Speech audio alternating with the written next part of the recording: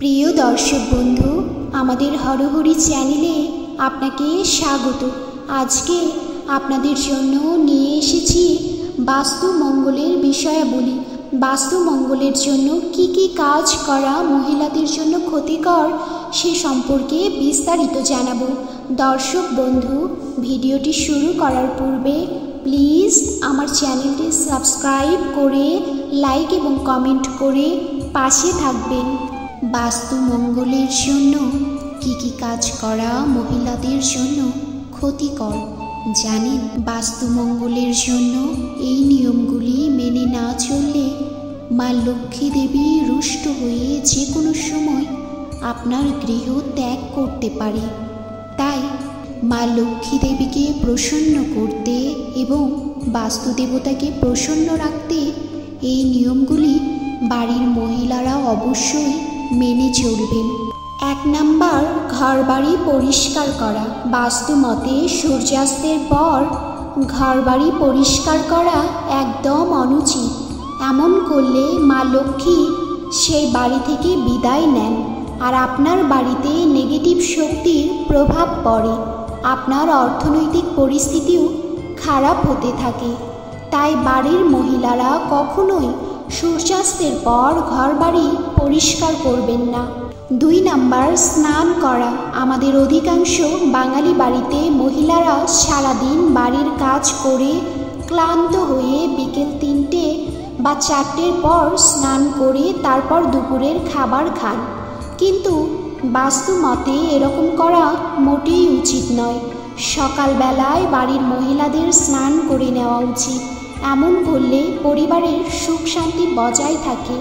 সেই সঙ্গে মা লক্ষ্মী দেবী আপনার উপর প্রসন্ন হন, আপনার আর্থিক অবস্থারও উন্নতি হয়। 3 নাম্বার, রান্না করা।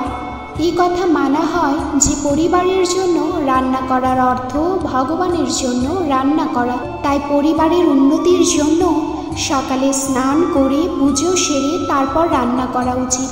4 নাম্বার, খাবার খাওয়ার নিয়ম।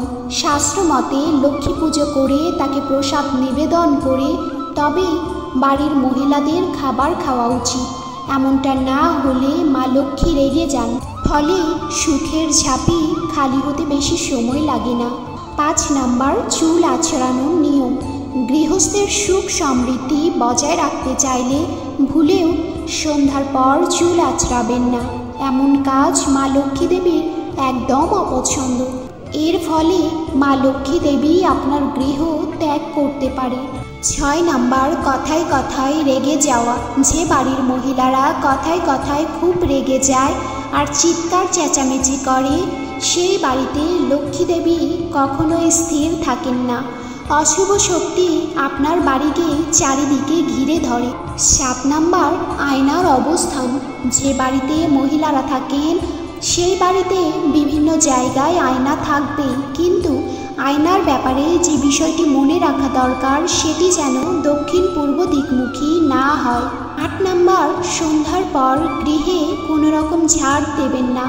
যদি একান্ত প্রয়োজন হয় তাহলে জলের মধ্যে সামান্য নুন দিয়ে কোনো কাপড় দিয়ে মুছে নিন, কিন্তু ঝাঁটায় হাত দেবেন না।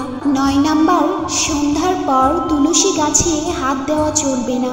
শুধু হাত দেওয়া নয়, তুলসী পাতাও ছেঁড়া যাবে না। 10 নাম্বার, সন্ধ্যার পর কাউকে দুধ, দই, চাল দান করবেন না। এতে মা লক্ষ্মী দেবী রুষ্ট হন।